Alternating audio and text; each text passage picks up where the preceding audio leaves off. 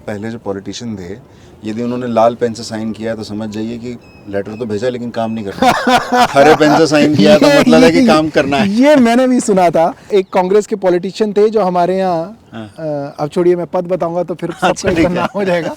तो कहते थे कि भाई साहब ये जो पेन रखते थे वो 2-3, और अफसरों को पता था अगर इस कलर से साइन है इसका मतलब ये लेटर तो मैंने लिख दिया बट ये काम नहीं करना है।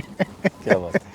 ये होता था, ये सब कोड वर्ड्स होते थे। मेरे को अपनी बेटी से बहुत प्यार है, मतलब मेरी बेटी बहुत अटैच्ड है मेरे साथ। और मैं जैसे घर से निकलता हूँ तो वो घड़ी देखेगी कि पापा अभी टाइम क्या हुआ है, तो मैं बोलूँगा अभी 11 बज रहे हैं। तो आपको कब आना है, तो मैं उसको बोलूँगा कि मैं 9 बजे तक आऊँगा। तो नहीं 9 बजे बहुत लेट है, एक काम करो आप 8:30 आ जाओ। तो मैं कहूँगा ठीक है 8:30। फिर वो एलेक्सा को बोलेगी, एलेक्सा अच्छा पुट अलार्म पापा विल कम बैक 8:30। तो 8:30 पे एलेक्सा बोलेगी। अरे वाह। हाँ।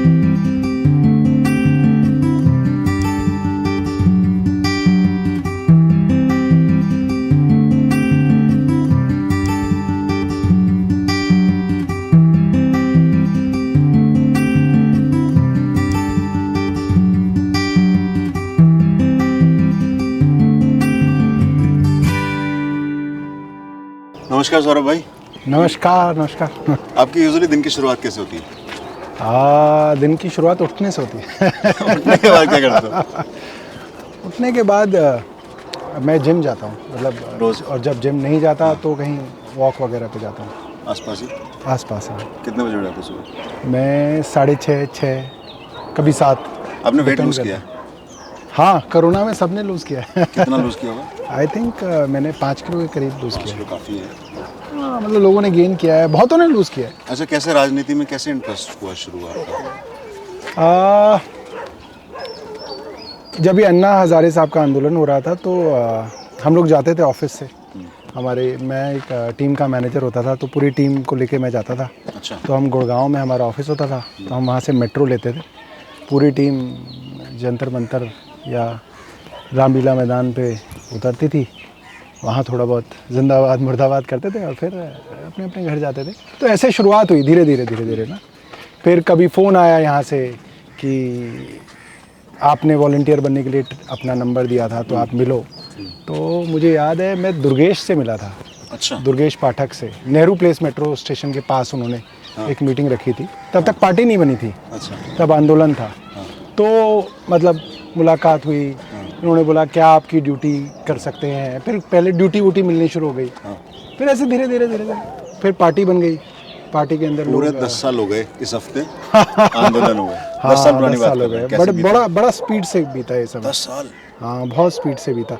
आई थिंक आप जितने बिजी होते हो उतना स्पीड से आपका समय जो है बीतता है, और आप जितने खाली होते हो उतना धीरे जो है समय बीतता है। आपने तो बहुत हमारे जैसे बहुत सारों को बिजी किया। नहीं, आप जैसे लोगों ने हमें बिजी किया।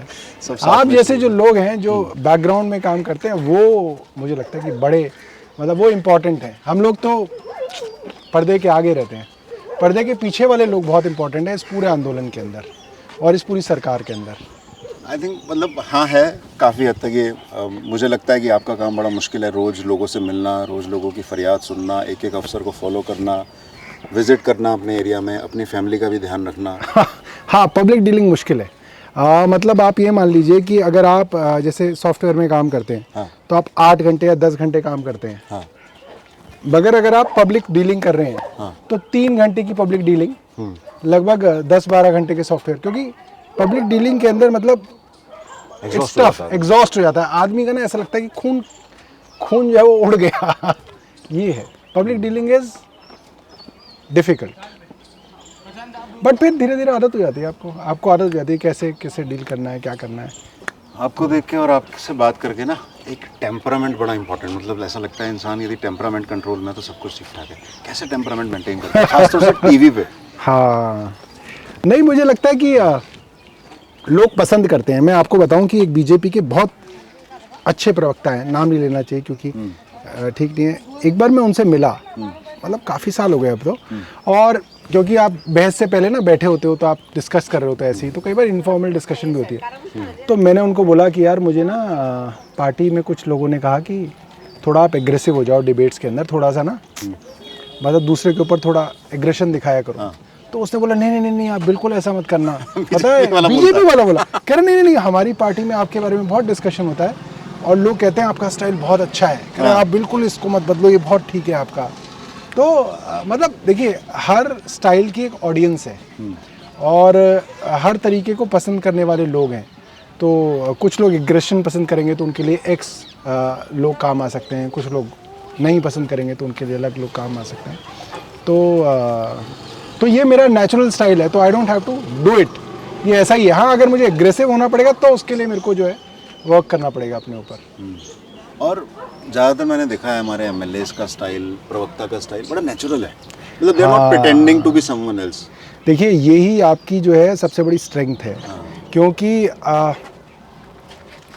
लोग समझ सकते हैं अगर आप सच बोल रहे हैं और आप जेन्युइनली बोल रहे हैं तो वो सिर्फ आपकी भाषा में ही नहीं रिफ्लेक्ट करता, वो बेसिकली आपके अंदर की वाइब्रेशंस हैं या आपकी आत्मा है, आपकी एनर्जी है, वो दूसरे को टच करती है, वो बहुत ज़रूरी है। कितने जेन्युइन है आप? हाँ जेन्युइनिटी, आप जेन्युइनिटी जो है चुरा नहीं सकते और जेन्युइनिटी की आप कॉपी नहीं कर सकते, वो अगर आप हो तो हो और नहीं हो तो नहीं हो।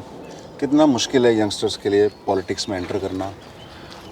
देखिए जब हम पॉलिटिक्स में आए थे तब ऐसा लगता था कि एक बहुत नामुमकिन काम है, क्योंकि यंगस्टर्स के नाम पे सिर्फ जो है सेकंड जनरेशन या थर्ड जनरेशन पॉलिटिशियंस की फैमिली के ही लोग आते थे, उन्हीं को यंग कह के जो है वो जो कोटा है यंगस्टर्स का वो भरा जाता था। बट जब से आम आदमी पार्टी के अंदर ये यंगस्टर्स आए हैं, ना सिर्फ आम आदमी पार्टी के अंदर और पॉलिटिकल पार्टीज के अंदर भी रास्ते खुले हैं, बहुत बड़ी बात। तो ये बड़ा अच्छा हुआ, मतलब कि ओवरऑल पॉलिटिक्स के लिए बहुत अच्छा हुआ कि जैसे हमारे विधायक बिना सिक्योरिटी के, बिना तामझाम के, बिना बाउंसर टाइप के लोगों के घूमते हैं, तो इससे कांग्रेस और बीजेपी के विधायकों के ऊपर, उनके पार्षदों के ऊपर, उनके और नेताओं के ऊपर एक प्रेशर है। और आप देखो उसके अंदर फ़र्क आ रहा है, धीरे धीरे फ़र्क आ रहा है। मतलब मुझे मालूम है कि हमारे यहाँ के अगर कांग्रेस या बीजेपी के विधायक होते थे तो वहाँ के अब जो नेता हैं जो अब कुछ हमारे साथ आ गए हैं, जो बातचीत करते हैं, वो कहते हैं कि अगर बीजेपी का या कांग्रेस का विधायक आपकी गली में आ रहा है तो वो आपकी गली से दूर ही एक चौराहे पे अपनी गाड़ी रोक देगा, फ़ोन करके पूछेंगे कितने आदमी खड़े हैं गली पे, अगर 25-30 आदमी है तभी वो उतर के आएगा, वरना वो अगर 25-30 आदमी नहीं है तो कहेंगे कि नेताजी बिजी है, नेताजी आए नहीं। तो ये जो कल्चर है वो बदला है और यही आम आदमी पार्टी का मुझे लग रहा है सबसे बड़ा कंट्रीब्यूशन है कि हमने कल्चर को बदलने की शुरुआत की है और ये धीरे धीरे फैल रहा है, क्योंकि सब पार्टियों में अच्छे लोग हैं, सब पार्टियों के अंदर अच्छे लोग कोशिश कर रहे थे कि कुछ अच्छा ही आए और हमारे एग्जाम्पल से उन लोगों को भी मौका मिल रहा है अपनी अपनी पार्टीज़ में। बहुत अच्छी बात है। जब आप सॉफ्टवेयर के ऊपर काम करते थे, कॉर्पोरेट में काम करते थे और अब जब पॉलिटिक्स में हो, जीवन में सोचने के तरीके में पर्सनली क्या क्या चेंज हुआ है? देखिए जब आप एक कॉर्पोरेट जॉब में करते हैं, मतलब वो सॉफ्टवेयर हो या कोई और हो, तो आपके टारगेट्स जो हैं लाइफ के वो बड़े अलग तरीके के होते हैं, वो बड़े हैप्पीनेस ओरिएंटेड होते हैं, आपकी पर्सनल हैप्पीनेस ओरिएंटेड होते हैं, आपकी अपनी फैमिली की हैप्पीनेस के ओरिएंटेड होते हैं कि मतलब कि इस साल अगर आप अंडमान निकोबार गए हो तो अगली बार आपको मॉरिशस जाना है और उसके अगले साल आपको आउटिंग के लिए आप यूरोप जाना चाहोगे, है ना। इस तरीके के टारगेट्स होते हैं। फिर हमारे टारगेट्स होते थे कि यार इस बार 12% हाइक मिला, हर साल ना हाइक होता है इंडस्ट्री के अंदर, उसको अप्रेजल बोलते हैं। तो इस साल अगर 12% हाइक मिला तो अगले बार आप 14% के लिए एम करोगे, या अगर आप मैनेजर हो तो अब आप अगले साल सीनियर मैनेजर बनना चाह रहे हो या आप डायरेक्टर बनना चाह रहे हो। तो अलग तरीके की मतलब कि आपकी एस्पिरेशंस होती हैं। कुछ लोग कहते हैं मैं यूएस जाके सेटल हो जाऊं, यूरोप जाके सेटल हो जाऊं, ग्रीन कार्ड चाहते हैं, तो वो एस्पिरेशंस अलग होती हैं और इंस्टेंट हैप्पीनेस देने की काम वो करते हैं। बट अगर आप इस पब्लिक लाइफ में होते हो तो अलग तरीके के आपके जो है ना अलग माइलस्टोन्स हो जाते हैं लाइफ के, जो बाकी दुनिया के लिए बहुत अलग हैं, क्योंकि बाकी दुनिया उस तरीके के लाइफस्टोन्स मतलब माइलस्टोन्स आपके समझ नहीं पाएगी, ना उनके साथ रिलेट कर पाएगी, क्योंकि होते नहीं है कोई ख़ास। मतलब आप मतलब एक लगे होते हो आप काम में और आपको भी नहीं पता कि आप बहुत ज़्यादा क्या करने वाले हो 5 साल में, 6 साल में, 10 साल में। तो एक अलग है, मतलब ये एक अलग दुनिया है। राजनीतिक ज़िंदगी की इंश्योरेंस तो कुछ भी नहीं है। देखिए ये ना इसके अंदर 2 अलग अलग पहलू हैं इसके। एक वर्ग जो पॉलिटिक्स में नहीं है वो राजनीतिक लोगों से बहुत ईर्ष्या करता है। उनका मानना ये है कि साहब आप एक बार एमएलए बने, आपको पूरी ज़िंदगी पेंशन मिलती है 8,000 रुपये, और आपको तो बहुत सहूलियतें मिलती हैं। मगर अगर आप एमएलए हैं तो आप कहेंगे कि हमें कोई सहूलियतें ऐसा होती नहीं है। मतलब हमारी 53,000 रुपये हमारी सैलरी है, जो कि मेरी अपनी सैलरी का बहुत छोटा हिस्सा है जो मैं कमा के छोड़ चुका हूँ। और मतलब और हमने एक अच्छा खासा करियर छोड़ दिया है, तो हमारे लिए उस करियर में जाना भी बड़ा मुश्किल है। 10 साल के बाद सॉफ्टवेयर के अंदर बहुत कुछ चेंज हो जाता है, टेक्नोलॉजी चेंज हो जाती है, सब कुछ चेंज होता है। मगर बहुत कुछ अच्छा भी है। देखिए, आप जिन लोगों की मदद करते हो उससे जो आपको खुशी मिलती है वो एक असीमित खुशी है। और वो लोग हैं जिनको आप जानते नहीं, मतलब कि कई बार मदद नहीं भी हो पाती, ऐसा नहीं है कि सबकी मदद हो जाती है, बट जिनकी हो जाती है वो लोग आपको याद रखते हैं, अपनी दुआओं में याद रखते हैं। कभी आपको मिल जाते हैं तो आप मतलब उनका जो ग्रैटिट्यूड होता है, बहुत सारे लोग कह नहीं पाते, बट उनका ग्रैटिट्यूड आपको उनकी नज़रों से दिखता है कि आप मतलब कि लोगों की ज़िंदगी बचा पाए, बदल पाए, उनकी बेहतरी आप कर पाए। आप खुश हैं अपने डिसीजन से?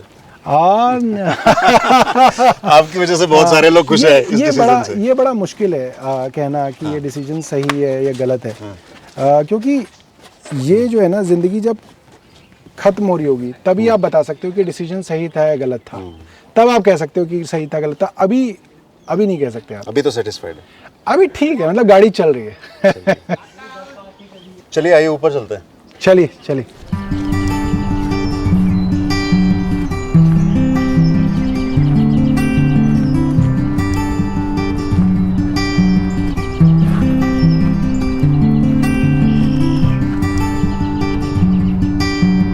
अरे वाह, शानदार।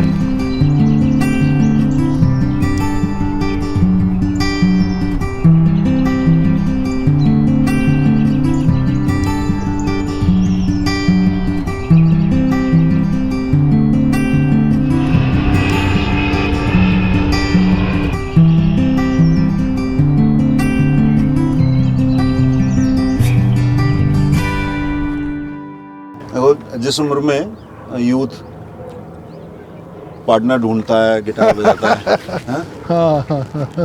आप लोगों ने राजनीति हिला दी। आपको ऐसा क्यों लग रहा है कि वो पार्टनर ढूंढ रहा है गिटार बजा के? अपनी जिंदगी में मग्न है। आप लोगों ने राजनीति हिला दी, अच्छी खासी एस्टेब्लिश पार्टियों को दुखी करके रख दिया। हाँ नहीं, ये जो है हमारी पार्टी ने ज़रूर किया शुरू में, जब हम आए थे। नहीं, हमने लोगों की मतलब पारंपरिक पार्टियों की नींद तोड़ाई, और मतलब पारंपरिक पार्टियों ने बहुत कुछ हमसे सीखा। आई थिंक कि हमारा आम आदमी पार्टी का बहुत बड़ा कंट्रीब्यूशन रहेगा इस देश की राजनीति के अंदर कुछ नयापन लाने में। ये तो रहा, ये चीज़ तो होती है। अब यूथ एंटर करने लगा। यूथ जो है ये एक बहुत बड़ी उम्मीद है देश की, क्योंकि मतलब जितना हम समझते हैं उससे ज़्यादा पोटेंशियल है यूथ के अंदर।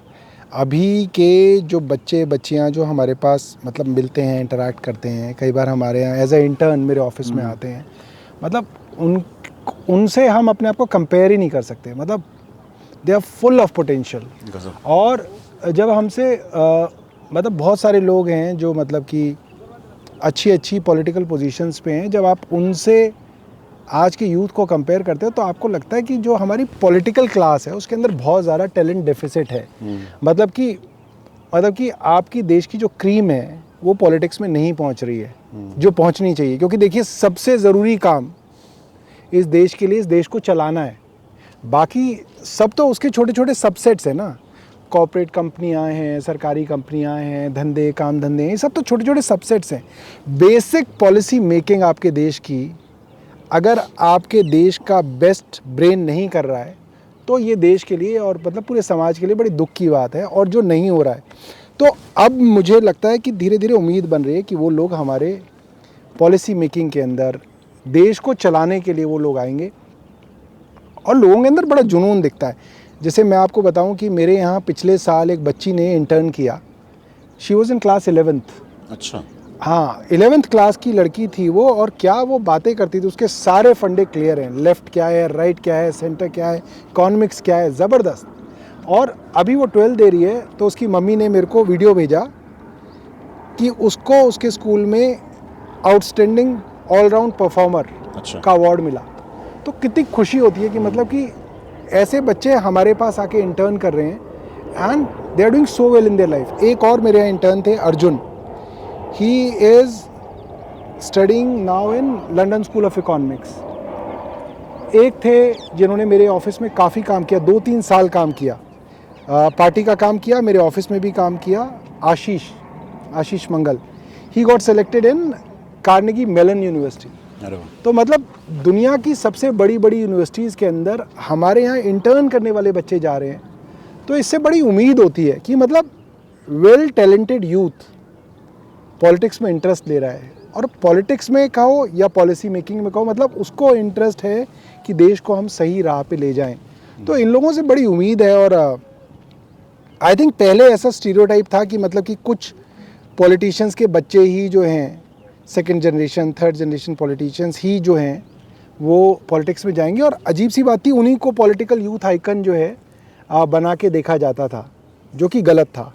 अब लोगों को लगता है कि हम आ सकते हैं। मैं अपने मंत्रियों के यहाँ देखता हूँ, मतलब जहाँ पे आप काम करते हैं वहाँ पे देखिए कितने सारे नए लड़के लड़कियाँ जो हैं कितनी अच्छे मतलब कि कितने अच्छे आइडियाज़ लेके आते हैं, कितनी रॉ एनर्जी लेके आते हैं, और मतलब उससे पूरे ऑफिस का, पूरे फ्लोर का माहौल बदला होता है। मतलब you can see so much of energy there, जो मुझे लगता है कि सिर्फ अगर हम मंत्रियों से बात करेंगे या सिर्फ बाबुओं से बात करेंगे तो वो एनर्जी आपको नहीं दिखेगी, बिकॉज एक जनरेशन गैप होता है, एक उम्र का तकाजा होता है, वो सब चीज़ें बदलती हैं। मतलब जैसे मैं जब पॉलिटिक्स में आया तो मैं कॉर्पोरेट कल्चर से आया था, तो मुझे बड़ा अजीब लगता था कि कोई किसी को सर बोल रहा है, हम जा रहे हैं तो कोई खड़ा हो जाता है। मतलब ये सब चीज़ें, मतलब कि ये गैर ज़रूरी चीज़ें हैं, इनकी कोई ज़रूरत नहीं है। और मतलब मैं जब अफसरों की मीटिंग्स लेता था, जल बोर्ड की या किसी एमसीडी की, तो मतलब वहाँ पे किसी प्रोजेक्ट के कोई माइलस्टोन्स नहीं है, कोई ट्रैकिंग नहीं है, बस ये है कि सर होने वाला है, हो जाएगा। तो बड़ा अजीब लगता। मतलब प्रोफेशनलिज्म की तो ज़रूरत है अभी पॉलिटिक्स में, और गवर्नेंस में बहुत स्कोप है कि ये प्रोफेशनलिज्म आए। और जब ये हमारे ही बच्चे पूरी दुनिया को मैनेजमेंट सिखा रहे हैं, मैनेजमेंट कर रहे हैं, बड़ी बड़ी कंपनीज़ को मैनेज कर रहे हैं, तो सरकारों को भी मैनेज कर सकते हैं। उनको बस हमारे पॉलिटिशियंस को मौका देना है, सरकारों को उनके लिए जगह बनानी है कि वो लोग आएँ और अपना पूरा पोटेंशियल यहाँ पे यूज़ कर सकें। और हमारी सरकार ने chief minister urban leadership fellowship, Delhi assembly research centre, change maker in education fellowship, कितनी सारी फेलोशिप निकाली बहुत। और मैं आपको बताऊं, ये बहुत मतलब बहुत अच्छा काम है। आप सोच ही नहीं सकते कि जिस 22 साल की लड़की को या जिस 23 साल के लड़के को सरकार का एक्सपोजर हो रहा है, उसको समझ में आ रहा है। देखिए, एक आम आदमी क्या जानता है, जैसे जब मैं आईटी में काम करता था तो मैं क्या जानता, मैं सिर्फ सड़क जानता था। बट अब मैं जानता हूँ इस सड़क के नीचे एक सीवर है, किसका सीवर कहाँ जाता है, किसके घर का पानी किस यूजीआर से आता है, ये सारी बहुत सारी चीज़ें। और ये बहुत ज़रूरी है कि हमारे देश के बहुत सारे लोग इन सब चीज़ों को जानें। मतलब ट्रांसपोर्ट डिपार्टमेंट की क्या दिक्कतें हैं, बस बढ़ाना ही एक मतलब तरीका नहीं है। बस बढ़ने से रोड के ऊपर जगह भी घटती है, कार बढ़ने से क्या फ़र्क पड़ता है, मेट्रो से क्या फ़र्क पड़ता है, रूट रेशनलाइजेशन क्या होता है, मतलब बहुत सारी चीज़ें हैं। और इतने बड़े देश में जहाँ पे मतलब वी आर इन बिलियन, मुझे लगता है हमें बहुत सारे यूथ चाहिए। तो ये जो अर्बन मतलब चीफ मिनिस्टर्स के ऑफिस के अंदर ये जो इंटर्न्स आने का जो सिलसिला शुरू है, मुझे लग रहा है ये चलना चाहिए। बहुत अच्छा। असेंबली के अंदर बच्चे आए, उनको समझ में आए कि असेंबली क्यों है, असेंबली के अंदर डिस्कशन क्यों होती है। असेंबली की डिस्कशन ऐसी डिस्कशन है जैसे आप एक परिवार के अंदर डिसीजन लेते हैं, तो मम्मी पापा और आप डाइनिंग टेबल पे बैठ के एक बात पे चर्चा करते हैं और उस चीज़ के अंदर कहते हैं कि भाई वॉशिंग मशीन लेनी है तो कौन सी वॉशिंग मशीन ले लेते हैं। वो चर्चा हुई और वो चर्चा के अंदर डिस्कस हो गया कि भाई ये वॉशिंग मशीन ठीक है। तो कोई वोट नहीं पड़ती वहाँ पे, कोई डिबेट नहीं होती, चर्चा होती है। तो अब ये जो असेंबली है ये हमारा दिल्ली का परिवार है, जो पार्लियामेंट है ये हमारे देश का परिवार है, जहाँ पे देश के लिए क्या करना चाहिए उसके बारे में चर्चा होनी चाहिए। अगर चर्चा के अंदर विवाद हो गया तो उस पर वोट होनी चाहिए। तो ये जो कॉन्सेप्ट है चर्चाओं का, पॉजिटिव डिस्कशंस का, वो बहुत ज़रूरी है कि हमारे यूथ को समझ में आए कि डेमोक्रेसी का असली मतलब क्या है। और गवर्नेंस सेंट्रिक पॉलिटिक्स का मतलब बिल्कुल बिल्कुल। जबकि हमारा सारा मुद्दा अब बदलता जा रहा है सब सब टांग खिंचाई। देखो टांग खिंचाई। सारा कुछ जो है ना मतलब पॉलिटिकल डिस्कशन ऐसा लगता है कि किसी की टांग खींचने का है कि वो एक पॉलिसी ला रहा है तो इसको कैसे हम ये साबित कर दें कि पॉलिसी खराब है क्योंकि हम नहीं ला रहे, और अब जब हम सरकार में आ जाएंगे तो हम वही पॉलिसी लाएंगे और ये कहेंगे ये अच्छी पॉलिसी है।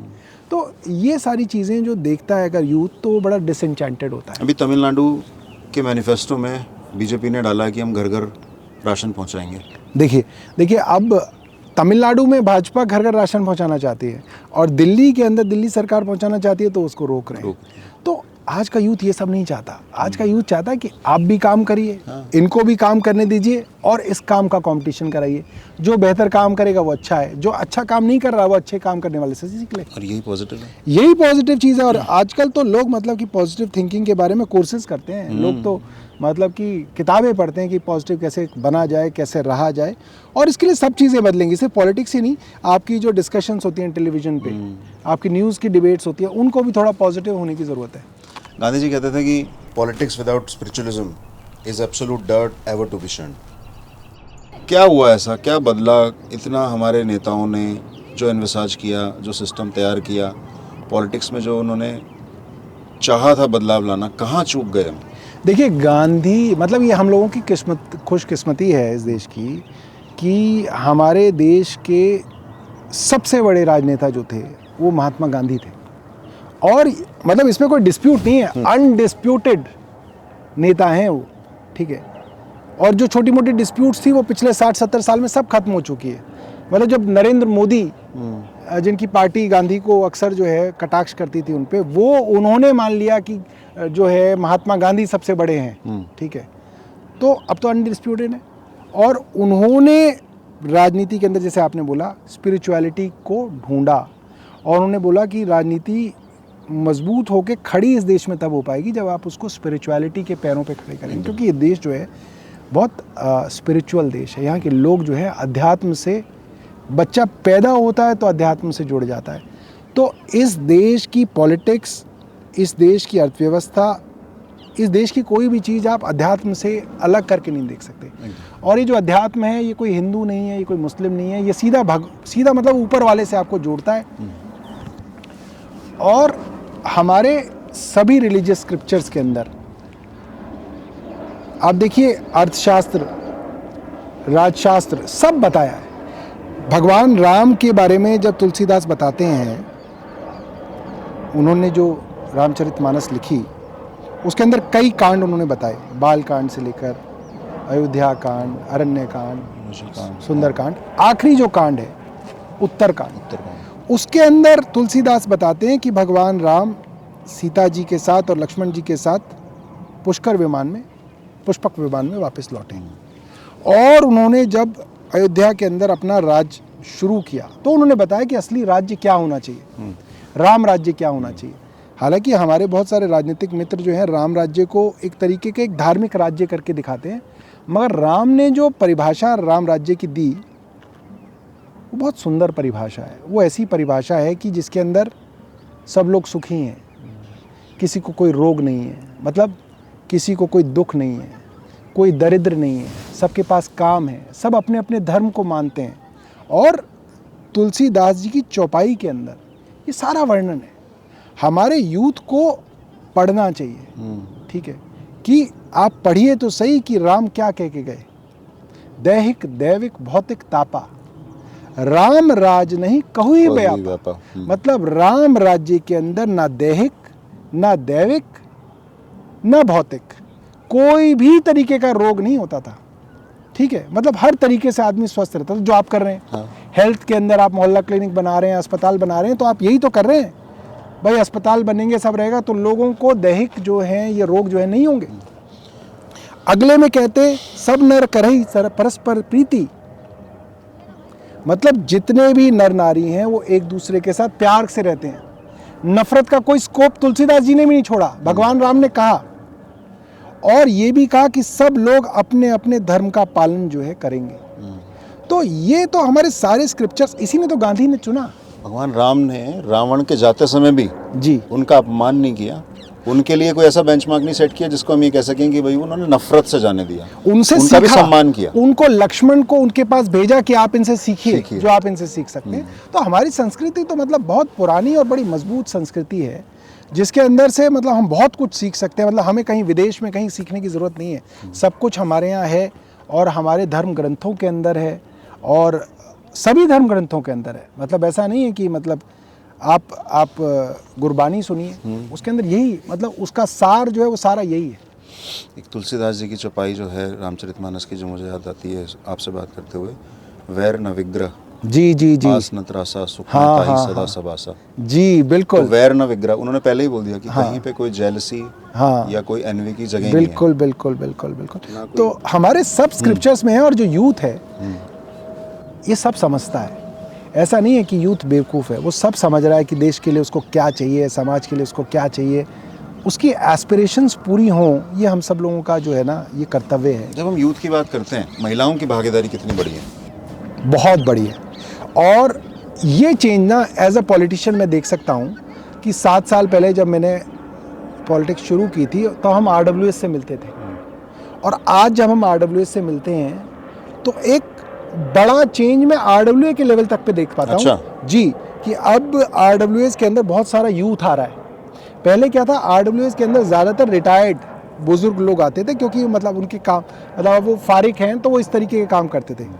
अब ऐसे लोग आ रहे हैं जो बड़ी बड़ी कंपनीज के अंदर अच्छी मैनेजरियल पोजीशंस पे हैं अच्छा। और वो RWA के अंदर अपनी कॉलोनी को बेहतर करना चाहते हैं। लेडीज़ हैं, ये दोनों चेंज आप देख सकते हो। ज़्यादातर लेडीज़ की जो है भूमिका RWS के अंदर बढ़ रही है और यूथ की बढ़ रही है। कितनी सुंदर बात है। बहुत बढ़िया। मतलब मैं तो ये जितनी भी RWS में जाता हूँ मैं इस चीज़ को लोगों को माइक पे बताता हूँ कि देखिए ये चेंज आ रहा है।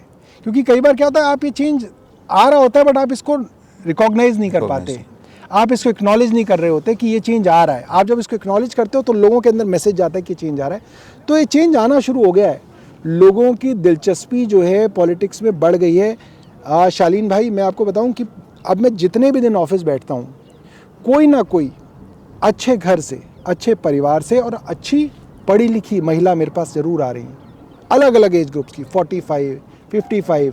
मतलब कोई एनिमल एक्टिविस्ट है, कोई जो है मतलब कि बच्चों के लिए काम कर रही हैं एंड दे से कि नहीं हम आपके साथ जुड़ के काम करना चाहते हैं, हम चाहते हैं सरकार के साथ मिलके कुछ काम करें। तो ये एक बड़ा चेंज आ रहा है और वो लोग ये कहते हैं कि हम आज से पहले किसी पॉलिटिशियन से नहीं मिले। अच्छा। तो मैं बोल रहा हूँ भाई क्यों नहीं मिले पॉलिटिशियन से? तो वो कहते हैं नहीं, पॉलिटिशियंस की इमेज बड़ी ख़राब है। मतलब हमारे घर वाले कहते थे, हमारे हस्बैंड कहते थे, हमारे माँ बाप कहते थे कि पॉलिटिशियंस वगैरह से दूर रहना चाहिए। मतलब दिस इज़ व्हाट दे से। तो ये चीज़ जो है मतलब ये भी अब आपको पॉलिटिशियन नहीं मानते? नहीं वो पॉलिटिशियन मानते हैं बट अब ना वो स्टीरियोटाइप खत्म हो चुका है। ऐसा पहले क्या होता था कि एक सफ़ेद कुर्ते पजामे में एक पॉलिटिशियन चल रहा है, उसके आसपास जो है मतलब वो वाला पॉलिटिशियन नहीं मानते जो उनके लिए फ्रेम पहले का सेट है। उस पॉलिटिशियन के आसपास एक ऐसी बाउंड्री होती थी अनकही कि आप उसके पास जा नहीं सकते। मतलब he is not accessible to you. मैंने तो ये भी सुना है कि पहले जो पॉलिटिशियन थे, यदि उन्होंने लाल पेन से साइन किया तो समझ जाइए कि लेटर तो भेजा लेकिन काम नहीं करना। हरे पेन से साइन किया तो मतलब है कि काम करना है। ये मैंने भी सुना था, अब मैं पॉलिटिशियन का नाम नहीं लेना चाहता क्योंकि देखिए अब अच्छा, ये सच में है? ना, ये बिल्कुल सही है। अच्छा। कि एक कांग्रेस के पॉलिटिशियन थे जो हमारे यहाँ अब छोड़िए मैं पद बताऊंगा तो फिर सबका नाम हो जाएगा, बट उनके साथ काम करने वाले लोग मेरे साथ काम करते हैं अभी। तो कहते थे कि भाई साहब ये जो पेन रखते थे वो 2-3 और अफसरों को पता था अगर इस कलर से साइन है इसका मतलब ये लेटर तो मैंने लिख दिया बट ये काम नहीं करना है। क्या बात है। ये होता था, ये सब कोड वर्ड्स होते थे, अलग अलग चीज़ें होती थी, अलग अलग मतलब कहते, कुछ लोग कहते थे कि जी हम जाते थे तो बाहर ही रोक देते थे कि नहीं काम कर रहे हैं, वो रोक दे, मीटिंग चल रही है। तो एक बार वो कह रहे यार मुझे लगा कि यार ऐसा क्या काम कर रहा है, कह रहे मैं गया और मैंने पर्दा हटाया तो बंदा सो रहा था, तो मंत्री जी थे वो उस वक्त, वो कह रहे वो अंदर सो रहे थे। तो आप कैसे प्रैक्टिस करते हैं? आपका स्पिरिचुअलिज्म क्या है, कैसे प्रैक्टिस करते हैं? जैसा मैंने आपको बताया शालीन भाई, स्पिरिचुअलिटी बहुत ज़रूरी है। इस देश की मिट्टी के अंदर स्पिरिचुअलिटी है और इससे बहुत शक्ति मिलती है आपको, है ना। तो और कभी कभी ऐसा लगता है कि भगवान का डर जो है सब लोगों के मन में होना चाहिए। ये जो भगवान है ना, ये सबको प्रेरित करते हैं कि आप अच्छा काम करें, और सब लोग अच्छा काम करेंगे अपने अपने लेवल पे, छोटा छोटा अच्छा काम करेंगे तो अच्छी हो जाएगी दुनिया, और सब लोग थोड़ा थोड़ा बुरा करेंगे तो दुनिया बहुत बुरी हो जाएगी। तो सभी धर्म यही कहते हैं कि अच्छा करो, अच्छे से अच्छा करो। तो हम तो यही मानते हैं कि जितना अच्छा काम हो सके, जितना लोगों का भला हो सके, वो अच्छा है। बहुत सुंदर। परिवार में कौन कौन है? मेरी एक बेटी है और वाइफ है। तो मेरी बेटी 7 साल की है अभी। तो मुझे लोकेशन बहुत अच्छी लगी जहाँ पे आप मुझे लाए, तो मैं सोच रहा था मैं अपनी बेटी को बहुत यहाँ पे लेके आऊँगा। ब्यूटीफुल, मतलब मुझे नहीं लगता था कि दिल्ली में इतनी सुंदर जगह है, बहुत अच्छी जगह है। और ये स्पेशली आपके लिए हमने रिजर्व की थी कि इतनी सुंदर लोकेशन। नहीं, बड़ी शानदार शूट करेंगे, बड़ी शानदार है। हमारी वजह से काफ़ी लोगों को डिस्टर्बेंस हुई यहाँ पे। नहीं, हमने सबका ध्यान रखा। वहाँ आराम से लोग गिटार बजा रहे हैं, लोग सैर कर रहे हैं। आगे कैसे देखते हैं आप अपने जीवन को? देखिए, ये बहुत रेयर होता है। मतलब मैं ये मानता हूँ कि ये मौका अगर मुझे मिला है तो बहुत बड़ी बात है मेरे लिए, और मुझे लगता है कि इसके अंदर किस्मत का बहुत बड़ा रोल होता है। कि ऐसे बहुत सारे लोग हैं जो मतलब अपनी दिल्ली के लिए, अपने देश के लिए कुछ करना चाहते हैं, बट मौका नहीं मिलता। तो ये बहुत बड़ी बात है, मतलब ये भगवान का आशीर्वाद ही है। मतलब इसके अंदर ये भगवान के किए बिना नहीं है, ये भगवान ने सोचा कि ये मौका इनको देना है तो दिया। मतलब इसको किस्मत कह लीजिए, आप भगवान का आशीर्वाद कह लीजिए। तो ये मैं बहुत खुशकिस्मत हूँ एक तरह से देखा जाए तो। बहुत बड़ी बात है कि मुझे ये मौका मिला कि मैं लोगों के किसी काम आ सकता हूँ। सरकार के अंदर हम कुछ बात कह सकते हैं जिससे चीज़ बदल सकती है। मतलब इतने सारे लोग हमें आइडियाज़ देते रहते हैं, तो मैं एक चैनल बना कि उन आइडियाज़ को आगे पहुँचाऊँ। देखिए क्या मेरा काम क्या है, basically I am a public representative. मतलब मेरा काम ही ये है कि मेरे को लोगों को रिप्रेजेंट करना है, एकदम, है ना। और एक वक्त ये आया कि प्रोफेशनल रिप्रेजेंटेटिव्स बनने लगे। मतलब कुछ एक प्रोफेशनल नेता बन गए कि भी हम रिप्रेजेंटेटिव हैं, कि हम किसी के भी रिप्रेजेंटेटिव बन सकते हैं। तो वो गलत है। रिप्रेजेंटेटिव का मतलब ही ये है कि जनता के अंदर से, जनता की तरह दिखने वाले और जनता की तरह सोचने वाले लोग आएँ, और वो इस बड़ी पंचायत में बैठे हैं जिसको आप दिल्ली असेंबली कहते हैं, या उससे बड़ी पंचायत में बैठे हैं जिसको आप लोकसभा कहते हैं, और वहाँ पे आप अपने आसपास वाले लोगों की प्रॉब्लम्स को रिप्रेजेंट करें, उसका प्रतिनिधित्व करें। मतलब आपको कोई उसके लिए कोर्स नहीं करना, आपको सिर्फ अपनी आंख और कान खुले रखने हैं ताकि लोग आपको बता सकें कि हम ये सोच रहे हैं, हम ये सोच रहे हैं, हम ये सोच रहे हैं, हम ये सोच रहे हैं। और जब उसके बारे में डिस्कशन हो तो उस असेंबली में आप उस बात को रख सकें, या मंत्री जी से मिल के आप उस बात को रख सकें कि भाई लोग ये सोच रहे हैं। और इस तरह से 70 रिप्रेजेंटेटिव्स एक सरकार को बताएं कि भाई जनता ये सोच रही है, फिर अब आप डिस्कशन करके इसके ऊपर फैसले ले लें। कितना समय बिताते हैं आप फैमिली के साथ? फैमिली के साथ कम समय मिल पाता है। देखिए इन सब कामों के अंदर क्या है ना, हमारा काम जो है, ऐसा नहीं कि हम बहुत काम करते हैं। पॉलिटिक्स के अंदर सबसे बड़ी दिक्कत ये होती है कि ये बहुत रैंडम है। पॉलिटिक्स, हालांकि आप सबसे ऊपर बैठे हैं, आप देश की और एक राज्य की पॉलिसी बना रहे हैं, मगर ये दुर्भाग्य कहेंगे कि ना, ये अभी भी इसके अंदर कोई स्टैंडर्ड मैनेजमेंट प्रैक्टिसेस नहीं इस्तेमाल हो रही। तो बहुत रैंडम है, बहुत एडहॉक है। मतलब आप अपनी बेटी को बोल दें कि आज हम शाम को कहीं जाएंगे, और शाम को कहीं से फ़ोन आ जाए कि भाई कहीं पे मीटिंग है, जाना है, तो आपको तुरंत जाना पड़ता है। आप दोपहर को बोल रहे हैं कि अभी लंच पे जाना है, पता चला कि कोई गुजर गए और वो समाज के बड़े आदमी हैं, तो आपका वहाँ पे उनके यहाँ जाना ज़रूरी है, तो आपको तुरंत निकलना पड़ता है। कोई बीमार हो गया, किसी के हॉस्पिटल में कोई दिक्कत आ गई, कुछ मतलब इतने सारे मतलब कि रैंडम काम है जो आपके पास तुरंत आ सकते हैं। तो एडहॉकिज्म बहुत आ जाता है आपकी लाइफ के अंदर। कंप्लेंट रहती है तो आपके जो आसपास वाले लोग हैं, दे हैव टू बी, मतलब उनका दिल जो है वो बड़ा मजबूत होना चाहिए। मतलब उनको ये पता होना चाहिए कि आपका कोई भी प्रोग्राम कभी भी कैंसिल हो सकता है। तो कंप्लेन नहीं करते? नहीं, आई थिंक वो समझते हैं। देखिए क्या होता है कि एक लेवल पे आपकी फैमिली समझने लग जाती है कि आप क्या काम कर रहे हैं, और उस काम से बहुत लोग जुड़े हुए हैं। मतलब जैसे मेरी बेटी 7 साल की है, बट मेरी बेटी कहीं पे सीवर का काम हो रहा होता है तो कहती है कि पापा ये क्या हो रहा है, अच्छा ये क्यों हो रहा है, अरे वाह, ये क्या हो मतलब मुझे लगता है कि मतलब आपकी फैमिली धीरे धीरे आपके साथ एसोसिएट होने शुरू हो जाती है। ठीक है, कहीं पे झूले हैं, कोई झूले तोड़ रहा है तो कहेगी पापा देखो ये झूले तोड़ रहा है, ये आपने लगवाए थे ना, बड़ी मुश्किल से लगे थे। अच्छा। तो हाँ, तो उसके दिमाग में ये सारी चीज़ें जो हैं आने लग जाती हैं। हाँ, 7 साल की बच्ची के अंदर ये सारी चीज़ें आने लग जाती हैं। तो आपकी फैमिली ना इन सब चीज़ों से एसोसिएट करने लग जाती है, तो वो उसका हिस्सा बन जाते हैं, फिर वो इस चीज़ को समझने लग जाते हैं। फिर हर चीज़ के फ़ायदे हैं, हर चीज़ के अपने नुकसान कैसे हैं। फादर हैं आप? देखिए मैं तो बहुत अच्छा फादर हूँ। मेरे को अपनी बेटी से बहुत प्यार है, मतलब मेरी बेटी बहुत अटैच्ड है मेरे साथ, और जब मैं जैसे घर जाता हूँ तो मतलब कि वो बिल्कुल मतलब कि रोज़ मतलब कि मेरे से लिपटने के लिए तैयार होती है। फिर मैं उसको रुको रुको रुको, मेरे को कपड़े बदल दे, मुझे हाथ धोना है, क्योंकि कोरोना है, कोरोना का समय है। अदरवाइज़ मैं मतलब कि, और मैं जैसे घर से निकलता हूँ तो शी विल, वो घड़ी देखेगी कि पापा अभी टाइम क्या हुआ है, तो मैं बोलूँगा अभी 11 बज रहे हैं, तो आपको कब आना है, तो मैं उसको बोलूँगा कि मैं 9 बजे तक आऊँगा, तो नहीं 9 बजे बहुत लेट है, एक काम करो आप 8:30 आ जाओ, तो मैं कहूँगा ठीक है 8:30।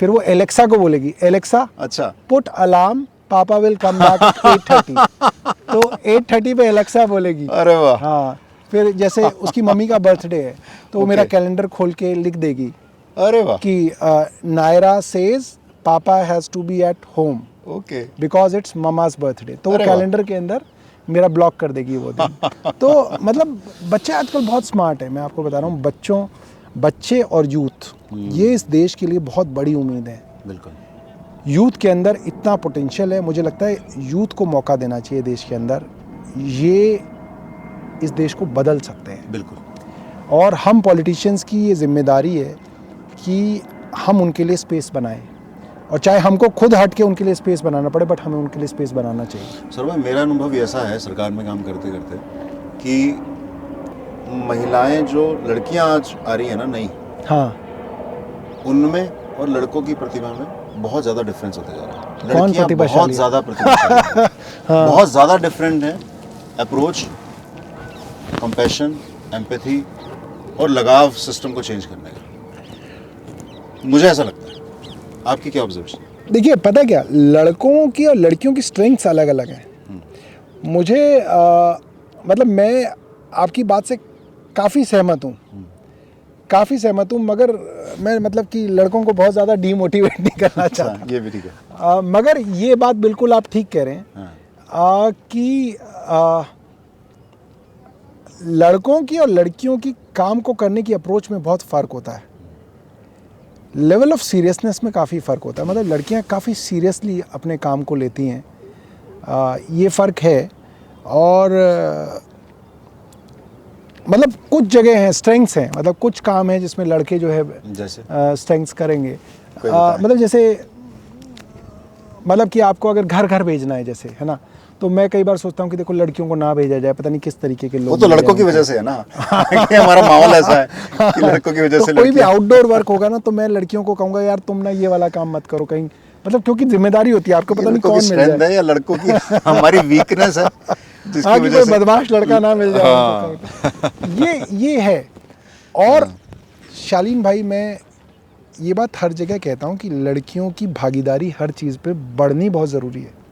मैं कुछ दिनों पहले खिड़की एक्सटेंशन गया, हाँ, तो वहाँ पे एक महिलाओं ने एक RWA बनाई, अच्छा। ऑल वेमेन, और उन्होंने विमेंस डे पे, ये इंटरनेशनल विमेंस डे गया तो उन्होंने मुझे अपना चीफ गेस्ट बनाया, अच्छा, और मैंने उनको कहा कि आपने बहुत बढ़िया काम किया कि आपने ऑल वेमेन RWA बनाई। देखिए आप समझिए, मैं अगर खिड़की एक्सटेंशन से गुजर रहा हूँ, मुझे कुछ चीज़ें बिल्कुल नॉर्मल लगेंगी, मगर वहीं वो जो महिला गुजर रही है उसका पर्सपेक्टिव बहुत अलग होगा। मतलब मेरे को एक शर्मा जी बिल्कुल नॉर्मल लगते होंगे कि यार आते जाते बड़े नमस्ते करते हैं मुझे, है ना, और बढ़िया आदमी है। मेरे से कोई पूछेगा ये शर्मा जी कैसे, मैं कहूँगा तो बड़े बढ़िया आदमी है, बड़े। और कोई महिला से पूछोगे कैसे आदमी है, वो कहेंगे ये तो बड़े अलग टाइप के आदमी, तो ऊपर से नीचे तक आपको ऐसे घूरते हैं जैसे कि पता नहीं क्या चाहते हैं। तो महिला का पर्सपेक्टिव। फिर शाम को अगर कोई रेस्टोरेंट खुला हुआ है रात को 11 बजे, हमारे लिए ठीक है यार, एक रेस्टोरेंट खुला हुआ है, कोई देर से आ रहा है तो उसका वो खाना पीना कर सकता है। महिला के लिए हो सकता है वो एक सिक्योरिटी थ्रेट है कि यार यहाँ पे रेस्टोरेंट के नाम पे 3-4 लड़के खड़े रहते हैं, वो रात को सिगरेट पी रहे होते हैं। अब वो 4 लड़के 11 बजे अगर सिगरेट पी रहे हैं और अगर कोई महिला कॉल सेंटर से उतर के अपने घर जा रही है तो उसको उनसे डर लगना स्वाभाविक है। या एक गली में अंधेरा है तो अगर आप लड़के हैं तो आपको वो चीज़ आपको स्ट्राइक नहीं करेगी, मगर उस लड़की को पता है कि वो इस रास्ते से शाम को गुजरती है और वहाँ पे अंधेरा होता है तो उसका दिल ज़्यादा तेज़ धड़कता होगा। तो गवर्नेंस के अंदर एक महिला का पर्सपेक्टिव और एक पुरुष का पर्सपेक्टिव बहुत अलग होगा। महिला अपने बच्चों के बारे में सोचेगी कि मेरे बच्चों के लिए क्या बेहतर है, क्या माहौल बेहतर है।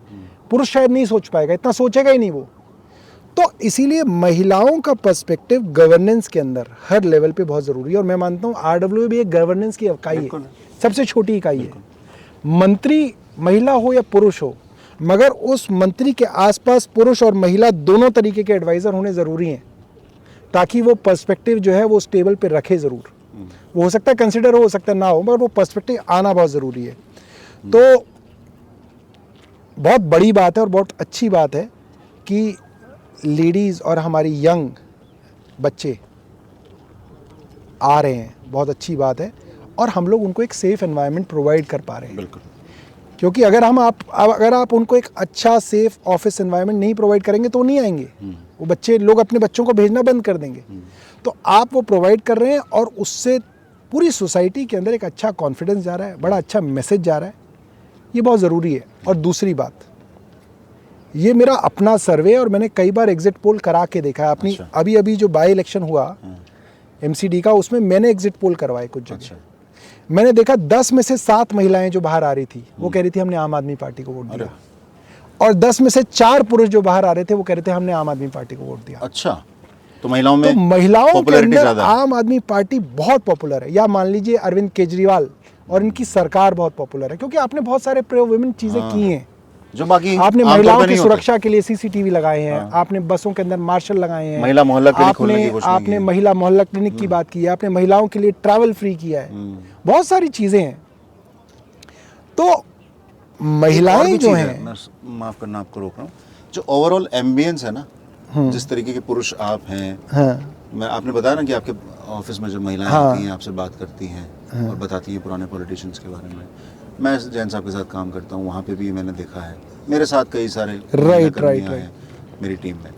तो ओवरऑल जो एक जेस्चर होता है टीम में कि पुरुष उनको कैसा वातावरण दे रहे हैं, जी जी जी किस जी, नज़र जी, से देख रहे हैं, जी। कितना प्रोत्साहन दे रहे हैं काम में, राइट। इससे बड़ा फर्क पड़ता है। नहीं, बहुत फर्क आम आदमी पड़ता है। पार्टी में ये एम्बियंस दिखती है इसमें। नहीं, आप देखिए ना, हमारी मीडिया की टीम है, मीडिया मॉनिटरिंग की टीम है, उसमें 2-3 लड़कियां हैं, 2-3 लड़के हैं। अच्छा। हमारी जो एडिटिंग टीम है उसमें लगभग बराबर की लड़कियां, बराबर के लड़के, ठीक है।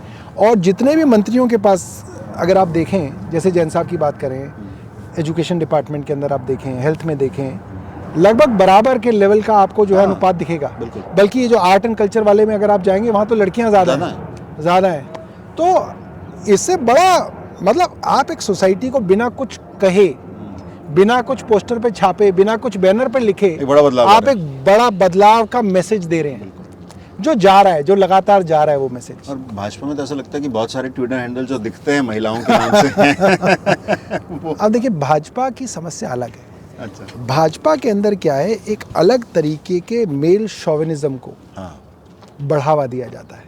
कैसे? वहाँ पे अगर आप किसी फटी हुई जीन्स के बारे में टिप्पणी करें तो वहाँ पे उसकी वाहवाही की जाती है। जबकि मैं ऐसे बहुत सारे भाजपा के नेताओं को जानता हूँ जिनकी बेटियाँ उस तरीके की जीन्स पहनती हैं। बिल्कुल पहनती होंगी। ठीक है, मगर बड़ा अजीब है कि एक गलत रूढ़िवाद को आप धर्म के साथ बेचने की कोशिश कर रहे हैं। इससे आप देश को पीछे ले जा रहे हैं। एक वक्त था करीब 10 साल पहले, 12 साल पहले, इस तरीके की कोई बात कह दे तो मीडिया उसका जीना हराम कर देता। बिल्कुल। मतलब आपके घर के बाहर 2 दर्जन कैमरे खड़े हो जाएंगे, आपकी हालत खराब कर देंगे। मगर आप एक सेक्शन है जो वाहवाही करता है ऐसे लोगों की कि भाई आपने ममता बनर्जी के बारे में एक बड़ी भद्दी टिप्पणी कर दी, बहुत घटिया टिप्पणी थी।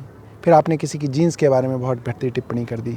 आपने कहीं पे कह दिया कि महिलाएं खुद जो हैं इनवाइट करती हैं, रेप हो जाते हैं। कई जगह किसी ने, मुझे याद है कि भाजपा के एक नेता ने कहा, आई थिंक शायद मिनिस्टर थे, कि इस वक्त रात को गई बाहर जिस कारण से उनका रेप हुआ, उनको इतने बजे के बाद महिलाओं को घर से बाहर नहीं निकलना चाहिए, 8 बजे के बाद। तो इस तरीके की जो आप बातें कहते हैं, इससे आप एक छोटे सेक्शन को खुश तो करते हैं, मगर आप देश को 50-60 साल पीछे ले जा रहे हैं।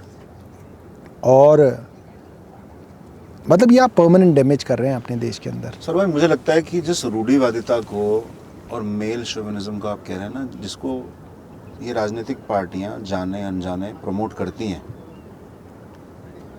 धर्म के नाम पे प्रमोट करती हैं कई बार, वो स्पिरिचुअलिज्म के कॉन्सेप्ट के अगेंस्ट, आध्यात्मिक के कॉन्सेप्ट के बिल्कुल अगेंस्ट है। आध्यात्मिक कहता है कि कैसे आपने सेल्फ कंट्रोल एक्सरसाइज करना है, जी जी ना कि जी। वो ये सिखाता है कि कैसे आपने कभी इस जात के व्यक्ति को, कभी इस धर्म के व्यक्ति को, कभी इस कपड़े के व्यक्ति को कंट्रोल करना है, उसको सिखाना है तुझे क्या पहनना है, उसे बताना है कि तुझे क्या खाना है, उसे बताना है कि तुझे क्या करना है क्या नहीं करना है। अध्यात्म ये नहीं सिखाता, अध्यात्म कहता है कि तुम्हें अपनी ज़िंदगी कैसी बनानी है, नहीं, और हिंदू धर्म भी कहीं पे जो मतलब जो भाजपा के लोग जो जिस चीज़ को प्रमोट करते हैं। प्रमोट कर रहे हैं और जिस चीज़ को पुश कर रहे हैं, जिस तरह से महिलाओं को मतलब कि अपमानित किया जा रहा है, महिलाओं को डिग्रेड किया जा रहा है भाजपा द्वारा, इससे देश का बहुत नुकसान हो रहा है। ये मतलब हमारा दुर्भाग्य ही है कि लोग आज भी इस तरीके के पॉलिटिशियंस को एक्सेप्ट करते हैं, और बड़ा दुर्भाग्य है कि भाजपा की लीडरशिप ऐसे लोगों के ऊपर कोई जो है एक्शन नहीं लेती है, जो कि होना चाहिए था, वो बहुत ज़रूरी था। आपका सॉफ्ट नेचर, हल्का फुल्का टेम्परामेंट बहुत अट्रैक्ट करता है। एक आपके अंदर एक बड़ा टफ एडमिनिस्ट्रेटर भी हमने देखा है, सुना है। आप पिटिशन कमेटी के चेयरमैन रहे हैं और मैंने देखा है ग्रिलिंग होते बहुत सारे ब्यूरोक्रेट्स की, जी जी सुनी है बहुत सारी कहानियाँ की। जी।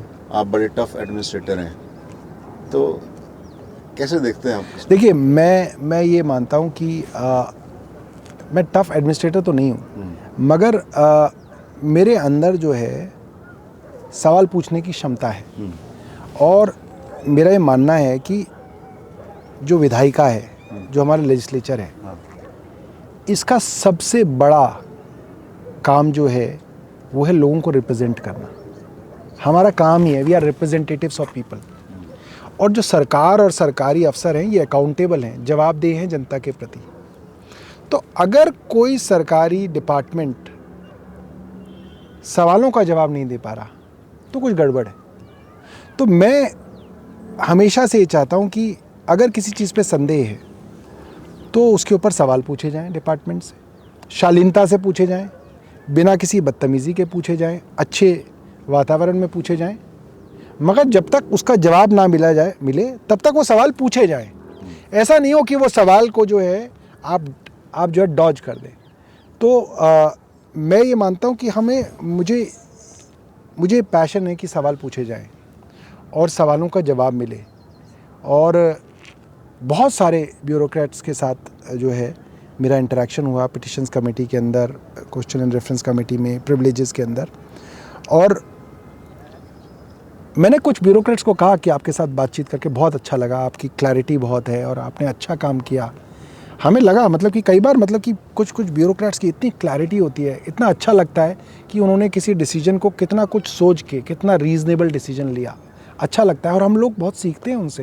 और कई जगह ऐसा लगता है कि मतलब कि एक डिसीजन जो है वो गलत मंशा से लिया गया, और क्योंकि गलत मंशा से लिया गया इसलिए आपके पास कोई कारण नहीं है कि वो डिसीजन क्यों लिया, क्योंकि उससे जनता का नुकसान हुआ, सरकार का नुकसान हुआ, सरकार के रेवेन्यू का नुकसान हुआ।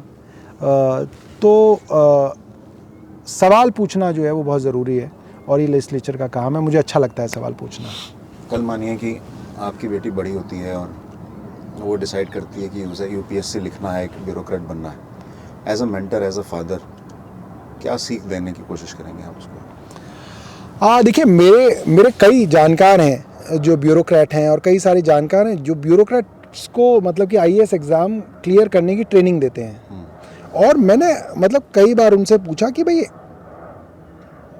ऐसा क्या है कि मतलब क्या लैकिंग है, मतलब कोई कमी है जो मुझे लगता है कि जो हमारे पॉलिटिशियंस में भी है, ब्यूरोक्रेट्स में भी है, कि हम आज भी जो है पूरे सरकारी तंत्र में, हाँ पूरे तंत्र में है कि है? हम जो है विकासशील देश ही रह गए, हम विकसित देश नहीं बन पा रहे, विकासशील ही हैं। ये बहुत बड़ा सवाल है। 70 सालों से। तो मोटे तौर पे मुझे ऐसा लगा कि जो सिस्टम है, पूरा जो तंत्र है, सरकारी तंत्र, ये नहीं बदल पाता। लोग आते हैं, बड़े उत्साह से आते हैं, बड़े जोश के साथ आते हैं कि हम इसको बदलेंगे। कुछ लोग कई साल मेहनत करते हैं, फिर वो कहते हैं कि यार जैसा है ठीक है। कुछ लोग अंत तक मेहनत करते हैं और नहीं बदल पाते। मतलब ये सिस्टम जो है ये नहीं बदल पा रहा। इस पूरे सिस्टम को जो है बदलने की ज़रूरत है, व्यवस्था को बदलने की ज़रूरत है। बहुत सारे लोग हैं जो बदली हुई व्यवस्था में बेहतर काम कर सकते हैं, वो बदल नहीं पा रहा। मैं अपनी बेटी को यही कहूँगा कि भाई आप जितना बदल सकते हो उतना बदलने की कोशिश ज़रूर करना, डरना मत, हारना मत, कोशिश करते रहना।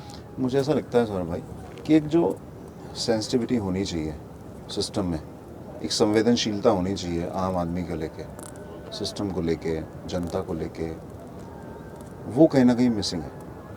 और वो आगे बढ़ते बढ़ते जैसे जैसे प्रमोशंस होते रहते हैं, जैसे जैसे एज बढ़ती जाती है, वो सेंसिटिविटी कम होती जाती है। देखिए, मैंने इसके बारे में कई बार सोचा और मुझे ऐसा लगता है कि जैसे कि कोई पुलिस है, कोई पुलिस का अधिकारी है, वो रोज़ इतने लड़ाई झगड़े देखता है कि उसको लड़ाई झगड़े की सेंसिटिविटी से, उसको रेप मर्डर से फ़र्क पड़ना बंद हो जाता है। आपकी फैमिली में किसी का मर्डर हो जाए तो आपके लिए वो बहुत बड़ी बात है।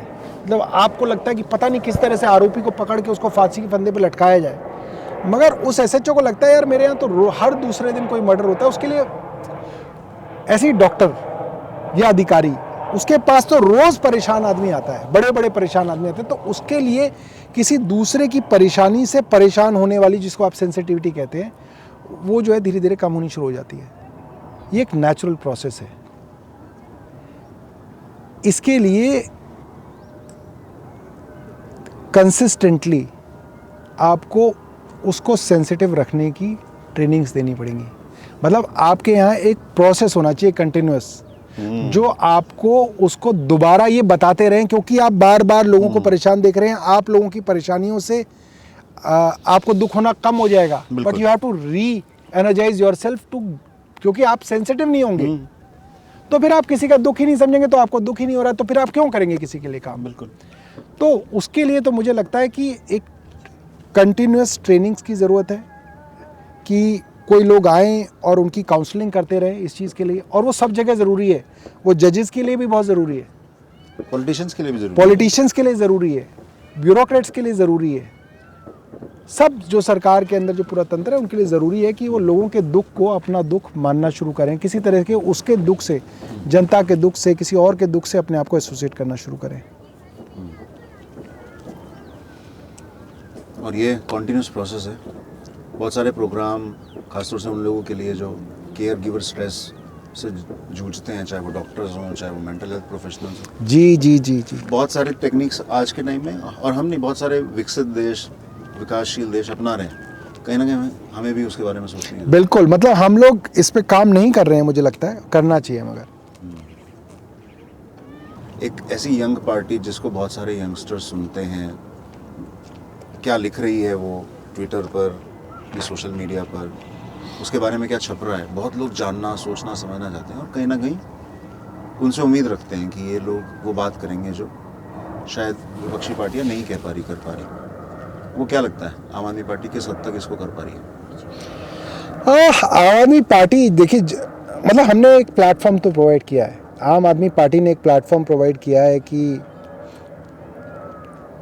उन्हें लगता है कि हमारी तरीके के लोग हैं, हमारी तरीके के दिखने वाले लोग हैं, हमारी तरीके के प्रोफेशन से निकले हुए लोग हैं, और आज ये लोग टीवी पे डिबेट करते हैं प्रोफेशनल कन्वेंशनल पॉलिटिशियंस के साथ। आज ये लोग बड़ी बड़ी पॉलिटिकल पावर से लड़ रहे हैं, मतलब खुल्लम खुल्ला लड़ रहे हैं, मतलब कोई ऐसी बात नहीं है। और 7 साल हो गए लड़ते हुए। आप देखिए आज भी जो है हम बीजेपी से लगभग रोज़ लड़ रहे हैं, रोज़ लड़ रहे हैं और रोज़ जीत रहे हैं। कई बार हारते हैं, फिर खड़े होते हैं, फिर लड़ते हैं, फिर जीतते हैं, मगर कुल मिला के हम क्योंकि जनता के लिए लड़ाई लड़ रहे हैं, तो जनता आपके साथ है और भगवान भी आपके साथ है। तो अगर आप जनता की लड़ाई लड़ते हैं, ईमानदारी की लड़ाई लड़ते हैं, सच्चाई की लड़ाई लेते हैं, तो ऊपर वाला साथ देता है आपका। आप लोग बिना सिक्योरिटी के, बिना ताम झाम के सिर्फ जनता के लिए भाग दौड़ करते हो, कभी घबराहट होती है जिन लोगों से पंगा ले रखा? नहीं, मुझे लगता, मतलब लोग पूछते हैं मतलब कि ऐसा है, बट ऐसा है नहीं। नहीं डर लगता? नहीं, कुछ नहीं, मतलब मुझे लगता नहीं, मतलब कि आपके साथ सारी जनता है, आपके साथ। मतलब आप जिस रोड से निकल रहे होते हैं सब लोग आपको जानते ही हैं ज़्यादातर जगह, अगर आप अपनी कॉन्स्टिट्यूंसी के अंदर हैं तो मतलब। और आपके जो विरोधी भी हैं वो भी जानते हैं कि यार ये लोग ठीक लोग हैं, तो वो भी आपसे पंगे नहीं लेते। आप देखिए, नहीं लेते। वो राजनीतिक पंगेबाजी जो है वो चलती रहती है, वो तो चलती रहती है। जैसे आपका डोर स्टेप डिलीवरी रोक दिया, आपके मोहल्ला क्लिनिक रोक दिए, आपके सीसीटीवी रोक दिए, बट आपने लगवा लिए ना, आपने मोहल्ला क्लिनिक खुलवा दिए ना, आपने सीसीटीवी तो लगवा ही लिए, उससे आपके सीसीटीवी का और प्रचार हुआ। एलजी साहब 1.5 साल नहीं लगने दिए, और लोगों को मालूम पड़ा, और लोगों को मालूम पड़ा गया कि ये सीसीटीवी लगाना चाहते थे, ये रोकना चाहते थे, और ये लग गए। 9 दिन तक अनशन हुआ तो उसकी कवरेज हुई। तो अभी भी जैसे ये सारे काम रोकने की कोशिश है ये नए कानून के तहत, अब ऐसा कोई ना जनता के काम रुक जाएंगे, और जनता के काम रुक जाएंगे तो कोई जनता भाजपा के साथ कोई ना हो जाएगी, जनता और आम आदमी पार्टी के साथ आएगी। चलिए रास्ते में बात करेंगे जी।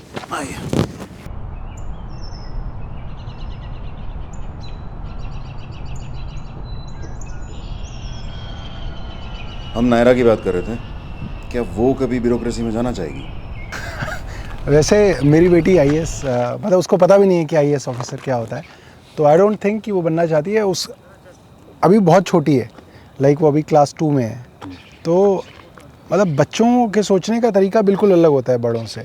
तो पहले वो मेकअप आर्टिस्ट बनना चाहती थी, क्योंकि एक बार उसने अपनी मम्मी के साथ देखा कि मेकअप आर्टिस्ट क्या करते हैं, तो बहुत सालों तक वो मेकअप आर्टिस्ट बनना चाहती थी। फिर एक बार हमने उसको स्कूल में नर्स बना के भेजा था, तो फिर वो नर्स बनना चाहती थी 1-2 सालों तक। अब फिर वो कुछ सालों से वो कह रही है कि मैं एयर होस्टेस बनना चाहती हूँ। तो अगर आप उससे पूछो कि आप एयर होस्टेस क्यों बनना चाहते हो, तो वो कहती है क्योंकि एयर होस्टेस के पास जो है कप नूडल्स होते हैं और अगर मैं एयर होस्टेस बन जाऊंगी तो मैं पैसेंजर्स को कप नूडल्स नहीं दूंगी, मैं रोज़ खुद कप नूडल्स खा सकती हूँ।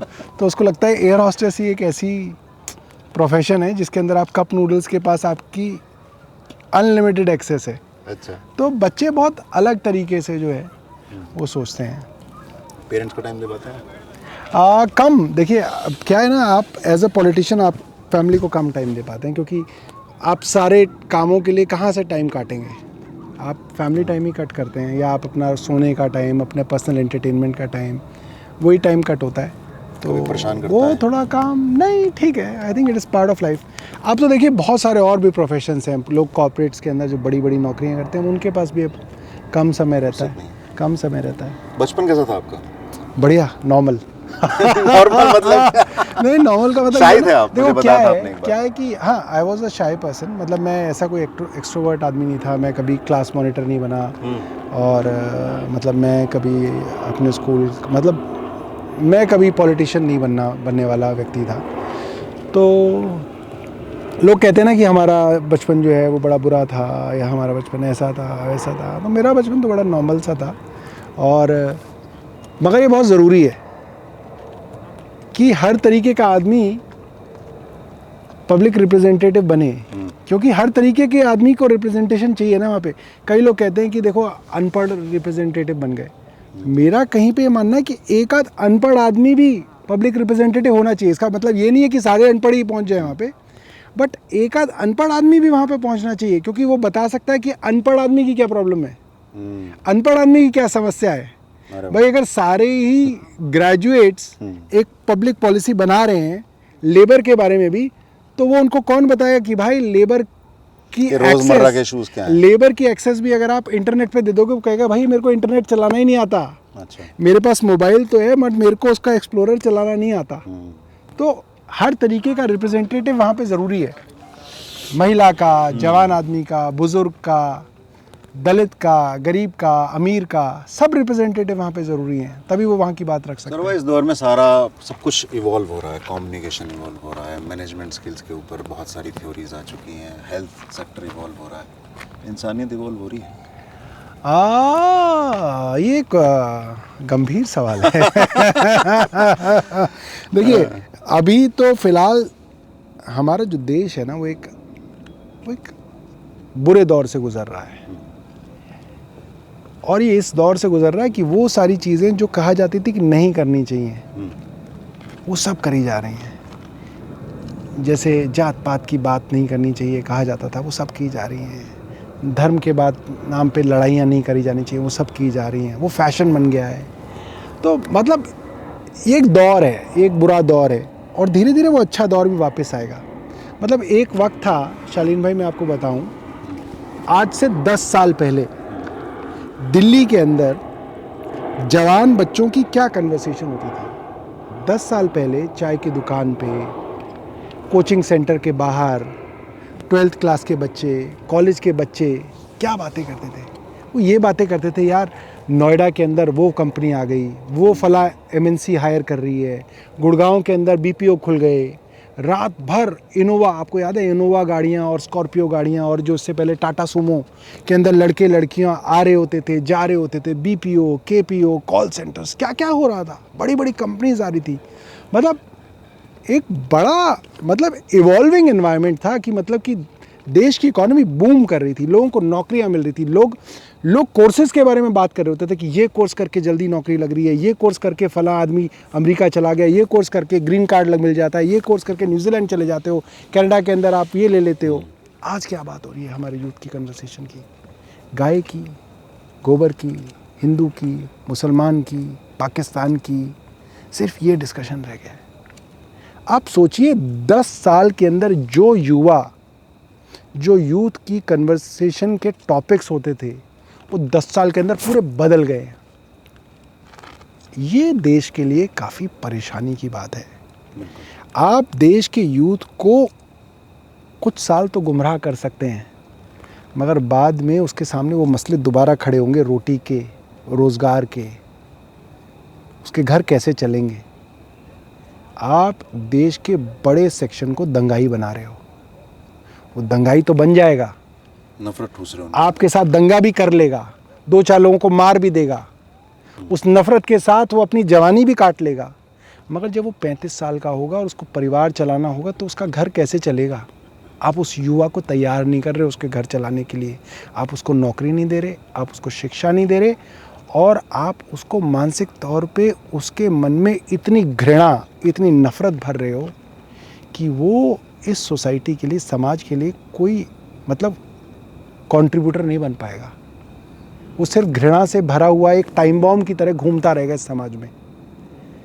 ये जो है, ये एक बुरा समय है, डराने वाला समय है। और बाकी सब देश जो विकसित हैं, वो सब ये बात समझते हैं।